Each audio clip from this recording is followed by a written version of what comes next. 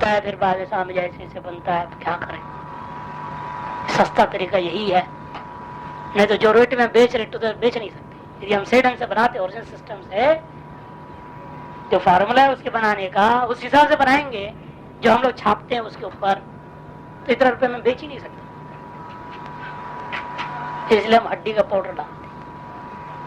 Readymade आता है packet, बोरी बोरी आती बाहर कहीं पिस करके, क्या आया है? अरे दवाई आया, इसी दवाई से बनाना है। ये सिस्टम मैंने कहा वही हड्डियों की पैसा है, यही फाल मिल रहा है। देखो लोगों की हड्डी का चूर्ण तुमने लगाया टूथपेस्ट में, अब तेरे बेटे का हड्डी पट्टी टेढ़ा मेढ़ा हो गया सारा। अब सेवा कर इन हड्डियों की, जिन हड्डियों को बेच के तो कमा रहा है ना, अब इन हड्डियों की सेवा कर। बहुत दुखी था वो। हमने समझाया बुझाया कि धीरे सुधार हो, ये सब चीज मत बनाओ भाई, सस्ता बेच नहीं सकते, महंगा है बेचो, सही चीज बेचो, गलत काम क्यों करते हो? जल्दी कमाना है ना, ज्यादा कमाना है जल्दी। एक ही बेटा और इधर अरे देखता सपना की, नासिक के पास है फैक्ट्री महाराष्ट्र में, राजकुमार डालमिया, तो उसका भी यही हाल। वो भी आके गया अपने पास। मैंने कहा कितना चर्बी मिलाते हो बताओ, किसकी किसकी चर्बी मिलाते हो? इसी तरह बेटे का सारा चर्बी का गोल हो गया, क्या करोगे अब? लगे रहो। उसका भी एक ही बेटा और बुरा हालत में। तो ये सब नतीजा यही दिखाई भी देता है, फिर भी लोगों का अकल सुधरता नहीं। इसलिए ये सब से टूथपेस्ट और नहीं करनी चाहिए ज्यादा। महात्माओं को तो कम से दूर रहनी चाहिए। टूथ पाउडर करो, सबसे बढ़िया दंत मंजन। वैसे कोई हड्डी का पट्टी का चूर्ण नहीं, गेरू ज्यादा क्या, गेरू तो भरा है उसमें, चलो भाई गेरू से घिसते क्या दिक्कत है? काली मिर्च नहीं अपने आप बनाओ। हाँ वो कौन सी जो है दूध का धोया हुआ है, उसमें भी है। ये सभी टूथपेस्ट का मूल आधार हड्डी का चूर्ण है। नाम आप बताए नहीं ना, इसलिए बेकार चीजें हैं। चाहे आयुर्वेदिक टूथपेस्ट बबुल बबुला, ये भी सब ऐसे बेस तो वही है। इसलिए अपने हाथ से सबसे बढ़िया है दंत मंजन। अपने हाथ की फार्मूला बताता हूँ। आप ले लीजिए सेंधा नमक, खूब महीन पिसा होनी चाहिए, दानेदार नहीं, खूब महीन पिसा हुआ सेंधा नमक, सरसों तेल, लौंग का तेल 2 बूंद, ठीक, और उसमें थोड़ा सा गेरू का पाउडर मिला करके रख लीजिए। मंजन करके देखिए, कभी कोई बीमारी आ जाए बताइए। हम कर रहे हैं तो करना पड़ेगा, अपने आप को सुधारनी पड़ेगी। आप फैशन वाले बाबा बनोगे तो बात अलग चीज, बनिए फैशन वाले। हाँ? इच्छा मात्र स्वसुर न भवति दंड धावन तैल पान आज सामर्थ्य करते मित्यर्थ। इसी के द्वारा होता है सुस्वरता।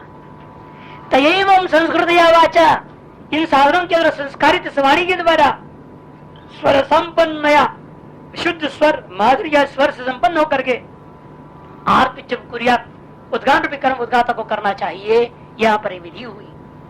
तस्मात् यस्मात् साम्य स्वभूत स्वर तेन स्वेन भूषितम साम, जिसलिए पूर्व में कहा के अनुसार सामृत प्राण का जो स्वबुद्धन्व रूप स्वर है, इसीलिए तेन उस स्वर के द्वारा स्वेन भूषितम, वह उद्गाता भी भूषित हो जाता है। स्वेन तेन स्वेन भूषितम साम अतो यज्ञ स्वरवंतम उद्गातन में दृक्षन्त एव द्रष्टुमिच्छन्ति एव धनीरम विव लौकिका। इसलिए यज्ञ में स्वरवान उद्गाता कोई देखना सभी चाहते, दृष्टुमिच्छन्ति एव धनीरम विव लौकिका। धनी को जैसा सभी देखना चाहते लौकिक लोग, उसी प्रकार से प्रसिद्धम ही लोके, उसी प्रसिद्ध को मूल मंत्र अथो यस्य स्वं भवति कहा है।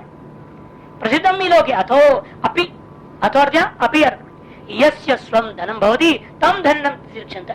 जिसके पास खूब धन दौलत है उसको सभी लोग देखना चाहते हैं, सभी उसे मिलना चाहते हैं, सभी उसे हाथ मिलाना चाहते हैं। क्यों चाहते? क्यों धनी है, इसीलिए। इसी प्रकार से एक ही मंडप में सभी लोग उस उद्गाता को का गान सुनना चाहते हैं जो उद्गाता सुस्वर वाला है। स्वर के बारे में भी छांदोग्य परिषद में वर्णन आएगा, कौन सा स्वर को चाहना चाहिए, किस स्वर में किस वेद का मंत्र किस प्रकार से पाठ होता है, उसके आधार पर वह निर्णय दिया है। भवत्यास्य स्वम इत्यादि की व्याख्या सिद्धस्य गुण विज्ञान फल संबंध से उपसंहार कर सकते। गुण विज्ञान फलस्य प्राणीय स्वरूप गुण उपासके, प्राण का जो स्वरूप है और उसके गुणों का जो उपासना करने वाला के लिए जो उस उपासना का फल है, विज्ञान फल मतलब उपासना फल संबंध का उपसंहार करने जा रहे हैं। क्रियते भवत्यास्य स्वम य एवं वेद सामने स्वम वेद,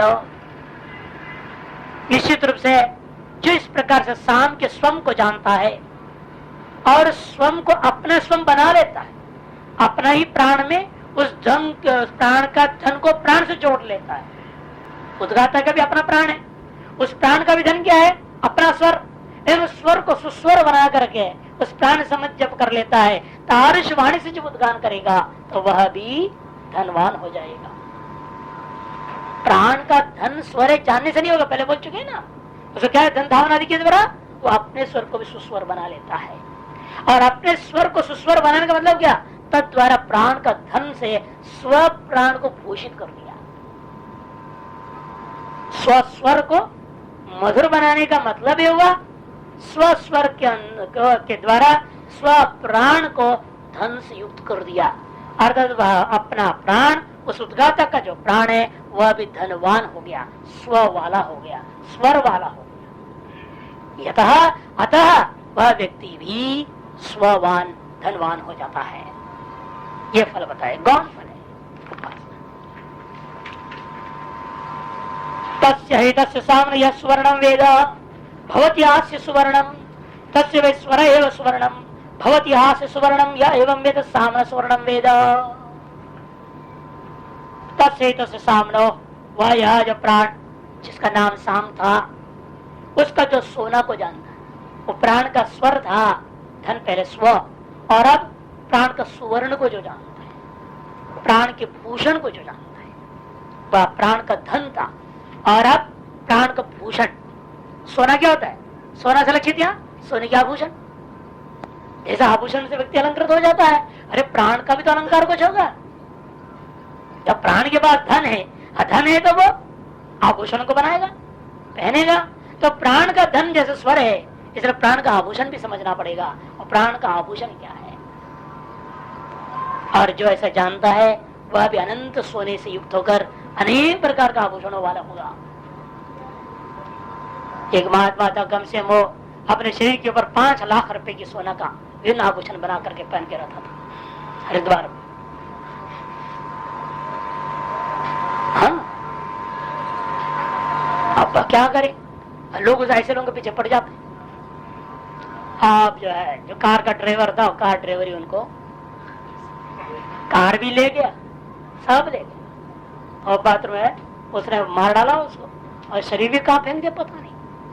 वो पता इसलिए चल गया, मर्डर हो चुका है, क्योंकि बाथरूम में टॉयलेट में जो खून था, सूखा हुआ खून दिख रहा था। लेकिन लोग सोच रहे थे महात्मा जी का कार लेके, उन्होंने बोल दिए थे मैं कुंभ मेला में जा रहा हूँ, उज्जैन कुंभ मेला में, इसमें नासिक कुंभ मेला में। इसी समय की बात बताओ, लेटेस्ट न्यूज है।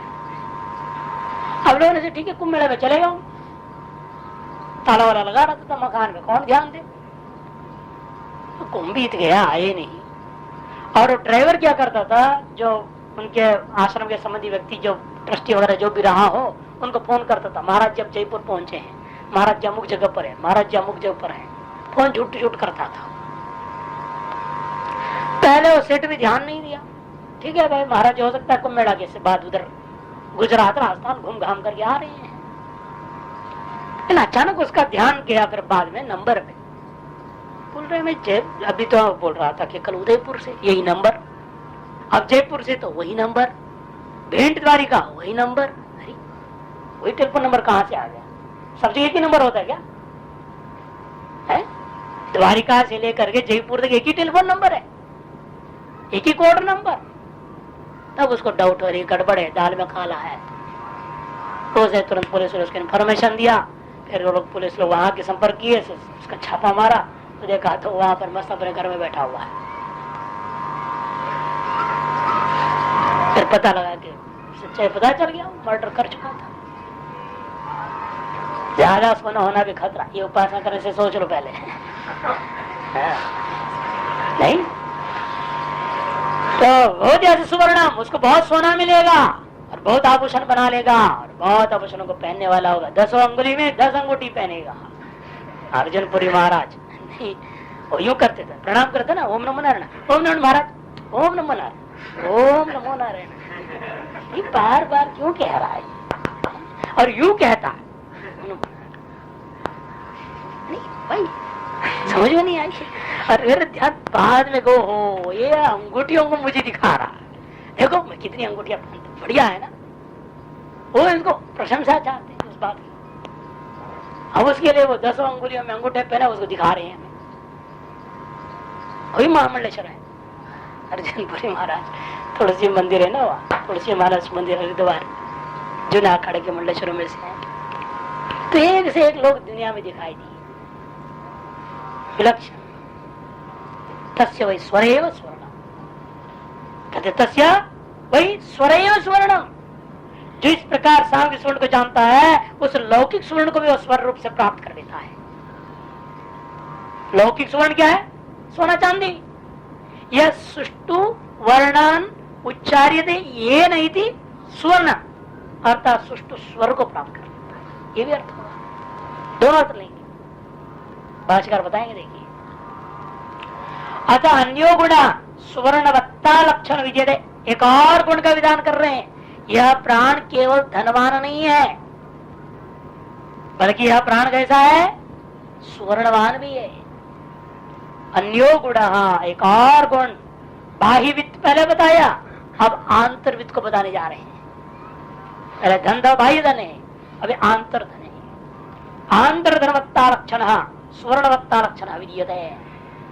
असो भी सोस्वर्यम एवं, यह भी वास्तविक पूर्वक के समान सुस्वरता से ही संबंधित है। एतावान विशेष पर कितनी है? पूर्वम कंटगत माधुर्यम, इदम तो लाक्षणिकम सुवर्ण शब्द वाच्यम। पहले तो केवल कंटगत माधुर्यता थी, और ये जो है एक विलक्षण चीज है। माधुर्यता मात्र नहीं है, मधुर तो है। जैसे कोयल भी इतना मधुर बोल कहा पड़ता है, लेकिन उसके गाने से आपका जो है, उसके श्रवण से है, आपको कोई आनंद जो विशेष होता है, आध्यात्मिक आनंद, नाद आनंद है, वो प्राप्त नहीं होता। अच्छा लगता है, ठीक है, बहुत बढ़िया गाता है, बहुत बढ़िया पुकारता है, लेकिन वही एक संगीत में प्रवीण है, वाणी मधुर, लेकिन जो संगीत की गहराई में पहुंच चुका है, क्या तालबद्धता, लयबद्धता, ये सब नहीं। ये तो बहुत एबीसीडी वाला मामला है संगीत का। लेकिन पंचम स्वर को जो सिद्ध किया वह पुरुष होता है। जो आज तक इस भारत देश के अंदर 2-4 लोग ही हुए हैं, विश्व में ही कहो। दक्षिण भारत में त्यागराज हुए हैं, जिनके नाम पर आज भी संगीत समारोह मनाया जाता है। उत्तर भारत में हरिदास महाराज, हरिदास संकीर्तन समारोह वृंदावन में होता है, जो तानसेन के गुरुजी थे। तो ऐसे 2-4 लोग ही हैं दुनिया में जो वास्तव में यहाँ जो वर्णन किया जा रहा है उस स्वर को प्राप्त किए थे। जो उनके गाना गाने से श्रवण करो भजन, तो आपको समाधि लगता है, आपके अंतःकरण में स्वाभाविक प्रवृत्ति हो जाएगी, अपने आप अंतर्मुखता होगा, अपने आप ध्यान मग्न हो जाओगे। ऐसे कितने मिलते हैं? जितने मिलते सब कमर्शियल है, इसलिए अंदर वो आध्यात्मिक ताकत नहीं। ये आध्यात्मिक स्वर की बात हो रहा है, आंतरिक स्वर की बात है, कंठगत माधुर्यता नहीं। एक आंतरिक चीज है, इसके वर्णन आप शब्दों से नहीं कर सकते। ये आध्यात्मिक तत्व है, वो अंदर से जागृत होता है। वो भी प्राण का एक गुण विशेष है, वह भी प्राण का गुण विशेष है। पंचम स्वर को सिद्ध करना इसलिए कठिन है, पंचम स्वर में गायन करना अत्यंत कठिन बना गया संगीत में, क्योंकि वो बहुत, उसके लिए प्राणायाम का अभ्यास, छाती इतना मजबूत चाहिए, प्राणायाम का अभ्यास बहुत चाहिए। सामगान के समान वो भी है। सामगान जितना कठिन है, ये साम गायक लोग क्यों संगीत नहीं सीखते, समझ में नहीं आया। ये साम गायक जितने हैं, सामवेदी लोग, ये संगीत सीखे तो बहुत ऊंचाई तक पहुंच सकते हैं अपने साधना के दृष्टिकोण से भी, लेकिन सीखते नहीं है। इसी को बोले यहाँ पर लाक्षणिकम सुवर्ण शब्दवाच्य, लाक्षणिकम सौवर्ण्यम स्वशब्दवाच्यम सौस्वर्यम एवं यात्रा उत्तम तत्व लाक्षणिकम स्वर्ण शब्दवाच्यम तस्य सामनो यह स्वर्णम वेद, वह यह है जो प्राण रूपी साम का जो यह स्वर्ण रूपी स्वर विशेष को जानता है। हास्य स्वर्णम भवती, निश्चित उसके लिए लोक प्रसिद्ध जो हाटगस्थ जो सोना चांदी है वो भी मिलेगा, लौकिक धन भी मिलेगा। सुवर्ण शब्द सामान्य स्वर स्वर्ण, स्वर्ण शब्द दोनों के लिए बराबर प्रयोग होता है। स्वर्ण शब्द वाच्यता दोनों में, स्वर को भी स्वर्ण कहा जाता है, सोना को भी स्वर्ण कहा जाता है, सोना को स्वर्ण भी कहते हैं, गलत चीज। सोना को स्वर्ण भी कहा जाता है, स्वर्ण पदक, स्वर्ण महोत्सव बोलते हैं ना लोग, स्वर्ण जयंती। और सुवर्ण भी होता है, सोना के लिए सुवर्ण शब्द भी है। इसे सुवर्ण शब्द का दो अर्थ, सोना और स्वर विशेष, दो अर्थ में प्रयोग होता है। इसलिए स्वर्ण शब्द सामान्य किन दो अर्थों में सामान्य, वो स्वर और स्वर्ण, इन दोनों अर्थों में समान से प्रयोग होता है। लौकिकम एवं स्वर्ण गुण विज्ञान फलम भवती, इस गुण की विज्ञान का फल क्या है, लौकिक सोना प्राप्ति, ये भी अर्थ हो सकती है। तस्य वै स्वर एव स्वर्णम, क्योंकि वह प्राण का स्वर ही वास्तव में स्वर्ण है। तस्य वै स्वर एव स्वर्ण, इसने कह दिया भगवत्यास्य स्वर्णम ये मैं तो साम्य स्वर्णम वेद, निश्चित से इस प्रकार से साम्य स्वर्ण को जो जानता है उसको भी स्वर्ण की प्राप्ति होती है, इत्यादि पूर्वक सभी अर्थ को ग्रहण करनी चाहिए। लाक्षणिकम के ऊपर आनंद स्पष्ट करें, इसलिए देखिए कंट्यो अयम वर्णो दंत्यो अयम, यदि लक्षण ज्ञान पूर्वक सुष्टु वर्णोच्चारण, ये कंटी वर्ण अको विसर्जनीयांकंटा ऐशानांताल रटे है ना लोगों सिद्धांत कौमुदी में, लेकिन उन वर्णों का उसी स्थान से उदात तंद्रा स्वरित आदि से युक्त होकर सम्यक प्रकार से गायन करना, उसका नाम सुवर्ण है।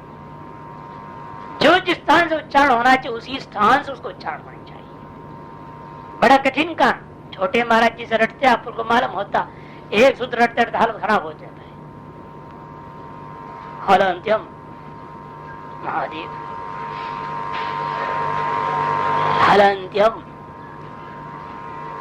हलंत्यम हलंत्यम, महादेव ऐसा बोला कीजिए, हलंत्यम। एक सूत्र मेरा तो शुरू से पसीना छुड़ा गया ना, ऐसा आई ट्रिक में एक हफ्ता पर आयुन ट्रिक लगा दिया, रटा हुआ है लेकिन बस उच्चारण ठीक नहीं, ऐसा नहीं। ओ ई उन, ओ ई उन, ऐसा होता है। आयुन ये क्या होता है महादेव, आयुन आयुन ये क्या होता है महादेव, ऐसे कहा लिखा है, ऐसे कहा लिखा है बोलते हैं। अरे इसमें जो लिखा है ये तो है ना आयुन, नहीं ये अ है, ये देखो अ है महादेव, ये ई है, ई तालु से बोलो ई, ऊंट से आना चाहिए, अ ई उन, ऐसा बोलते, ऐसा बोलना चाहिए महादेव इसको। कमाल है, इसी को कहते हैं सुवर्ण। हम लोग सुवर्ण बोलते नहीं, संस्कृत पाठ कर रहे हैं, उच्चारण करते हैं, वो सुवर्ण नहीं है। तब खिचड़ी पाठ हो रहा है, कोई अपना वर्ण जिस वर्ण कहाँ से उच्चारण होना चाहिए वैसे उच्चारण कर ले जाओ, अपने आप सारी रिद्धि सिद्धि हो जाए, सारी समाधि लग जाए, अपने आप हो जाएगा।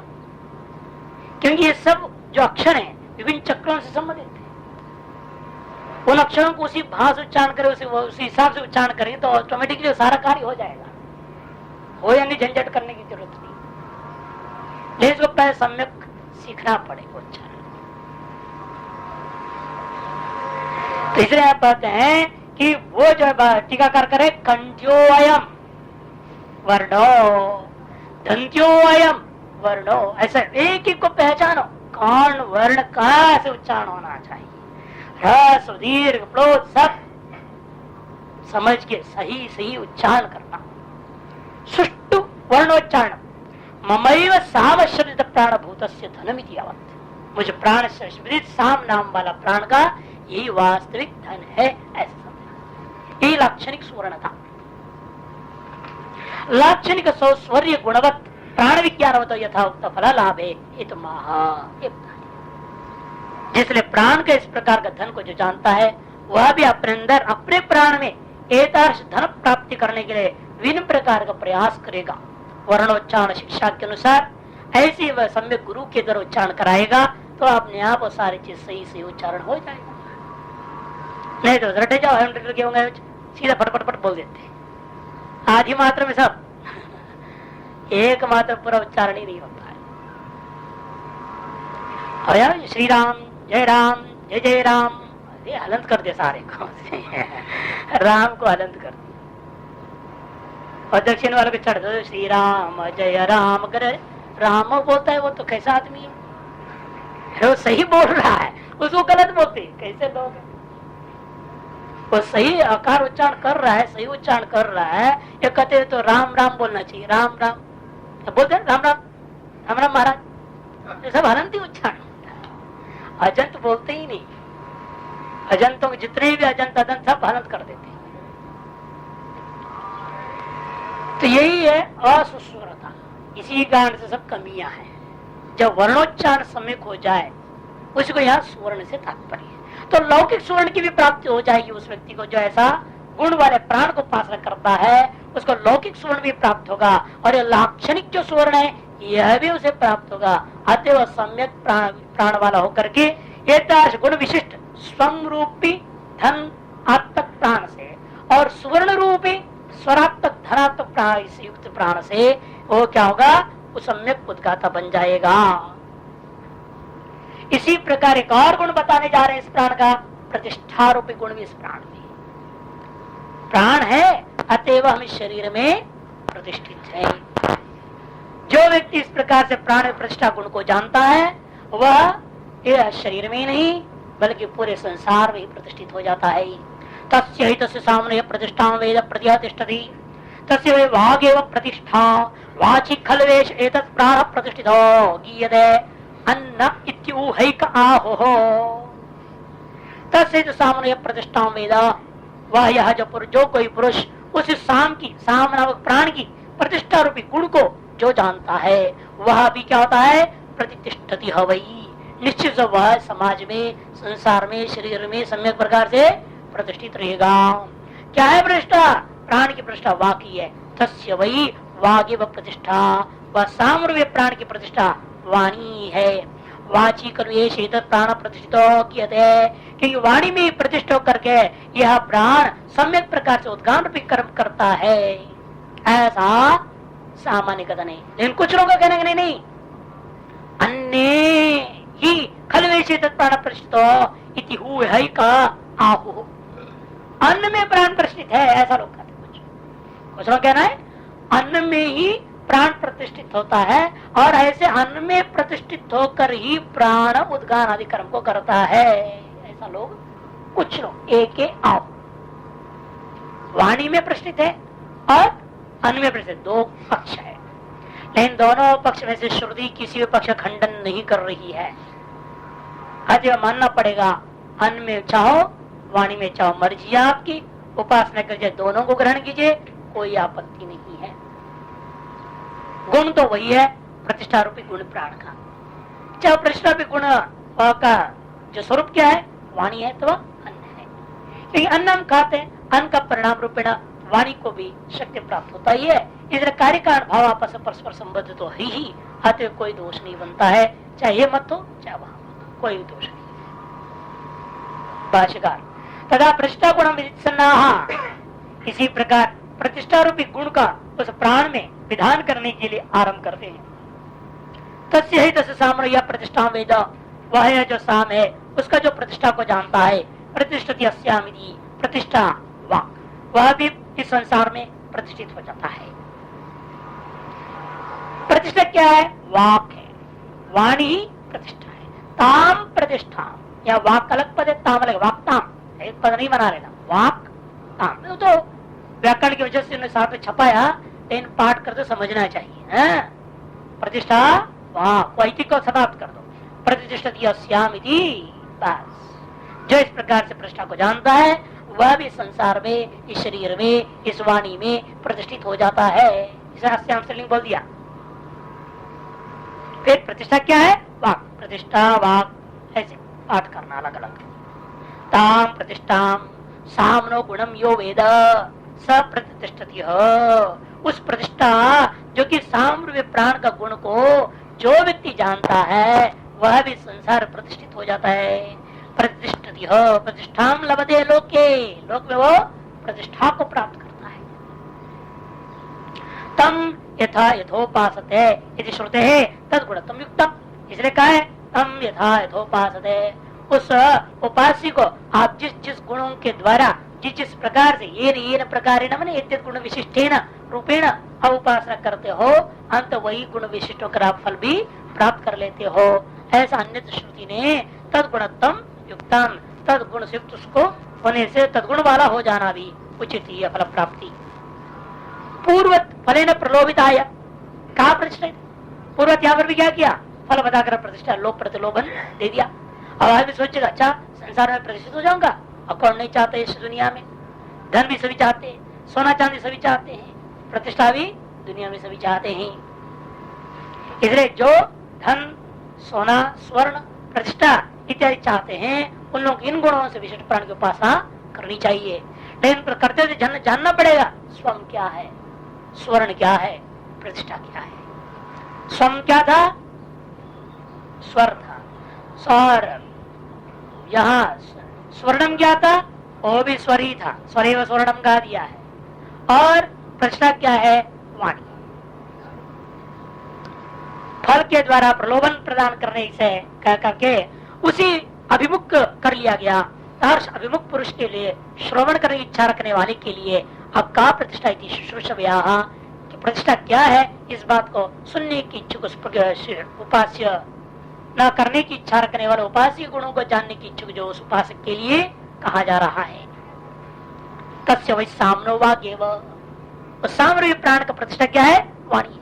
वागिति जीवामूलादि नाम स्थान नाम आख्या, वाणी क्या है?